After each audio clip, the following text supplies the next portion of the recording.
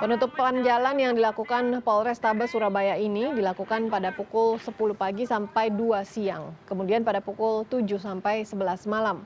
Pada jam-jam tersebut, kawasan Jalan Darmo dan Tunjungan memang ramai dilintasi masyarakat. Keputusan menutup jalan pada akhir pekan di jam tertentu ini bersifat situasional. Pasalnya terkait penambahan jam atau jalan protokol lainnya masih menunggu kebijakan pemerintah. Tujuan penutupan untuk menghambat laju sebaran penularan COVID-19 di Surabaya.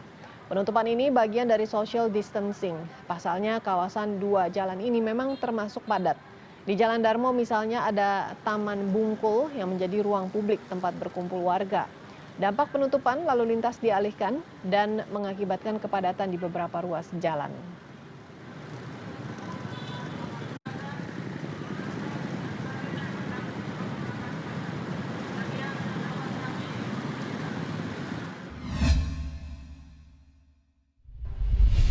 Dan kini kita sudah terhubung dengan koresponden CNN Indonesia Miftah Farid di Surabaya, Jawa Timur.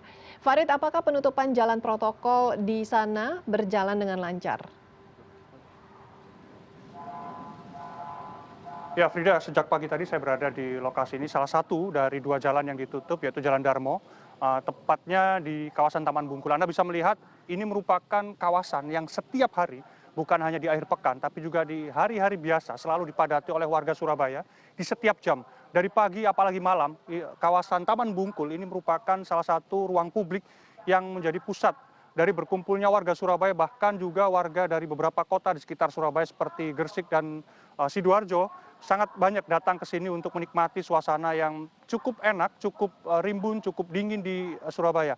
Namun Anda bisa melihat siang ini tidak ada satupun orang yang berlalu lalang di kawasan ini. Sangat sepi dan hanya petugas kebersihan yang melakukan pembersihan di beberapa lokasi karena ada banyak sekali daun yang berjatuhan sehingga diperlukan untuk pembersihan. Dan bukan hanya kawasan, Anda bisa melihat di samping yang merupakan Jalan Darmo. Jalan ini merupakan salah satu jalan protokol yang menjadi penghubung antar kota sebelum orang masuk Surabaya atau keluar dari Surabaya. Ini merupakan jalan penghubung untuk menuju ke kawasan kota di Surabaya. Artinya Jalan Darmo ini sebenarnya bukan hanya soal jalan, tapi ini merupakan kawasan yang sangat padat aktivitas baik ruang publik maupun perkantoran, ada juga perniagaan, bahkan juga tempat-tempat makan sangat ramai di sini. Dan kalau ditarik garis lurus, Jalan Darmo ini akan terhubung dengan Jalan Tunjungan yang juga ditutup mulai kemarin malam. Dan Anda bisa melihat juga sama sekali tidak ada mobil yang melintas atau kendaraan baik roda 2, roda 4 maupun kendaraan lain melintas di kawasan ini, dan polisi benar-benar menutup, bahkan kendaraan kami pun dihalang untuk masuk dan harus memutar di beberapa ruas jalan yang akhirnya karena jalan utama ditutup maka ada penumpukan kendaraan sehingga jalan menjadi padat. Dan kita masih menunggu seberapa besar, Frida, efektivitas dari kebijakan yang sifatnya parsial sebenarnya. Karena penutupan ini bersifat sementara hanya pada jam-jam tertentu, misalnya jam 10 pagi sampai jam 12, jam 2 siang. Kemudian malam nanti sekitar jam 7 malam sampai jam 11 malam. Kenapa kemudian dipilih jam-jam itu? Menurut polisi, di jam-jam itu merupakan puncak dari berkumpulnya warga di sekitar kawasan ini. Kita masih menunggu bagaimana kondisi malam hari di kawasan ini, terutama Taman Bungkul, yang biasanya ketika akhir pekan, terutama malam minggu, sangat banyak sekali warga, baik dari muda-mudi maupun juga segmen keluarga, datang ke sini untuk menikmati malam di Surabaya. Kita masih menunggu apakah kemudian efektifkah kebijakan penutupan dua jalan secara parsial ini untuk mencegah atau menghambat laju persebaran infeksi atau penularan COVID-19 atau COVID-19 di Surabaya. Karena kalau dilihat dari data, ada lonjakan yang cukup luar biasa, Frida. Kalau secara keseluruhan di Jawa Timur ada lebih dari 3.700 warga di Jawa Timur berstatus ODP dan lebih dari 270 berstatus PDP, dan juga positif ada 66 orang dengan kematian berjumlah 4 orang. Artinya kita masih menunggu apakah kebijakan yang sifatnya parsial baik dari satu institusi maupun ke institusi yang lain, baik dari provinsi maupun ke kota kabupaten, ini bisa mencegah kembali atau menghambat laju persebaran infeksi baik ODP, PDP maupun positif, bahkan juga angka kematian yang sudah berjumlah 4 orang ini, Frida. Farid, selain pemerintah yang sudah menerapkan berbagai aturan dan juga jumlah pasien corona maupun ODP di sana yang cukup banyak, bagaimana dengan sikap masyarakat sendiri? Apakah mereka dengan sadar menerapkan social distancing di antara mereka?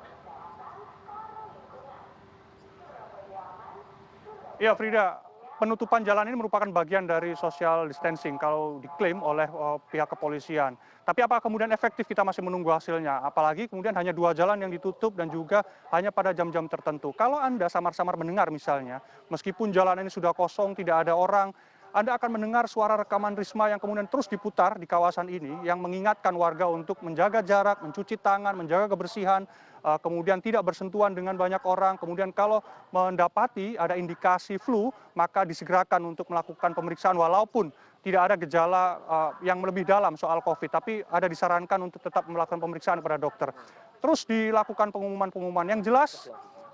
Ada banyak sekali cara yang dilakukan oleh pemerintah kabupaten, pemerintah kota, dan juga provinsi untuk melakukan pencegahan, baik di level kota maupun sampai di level kampung. Saya contohkan misalnya di Surabaya.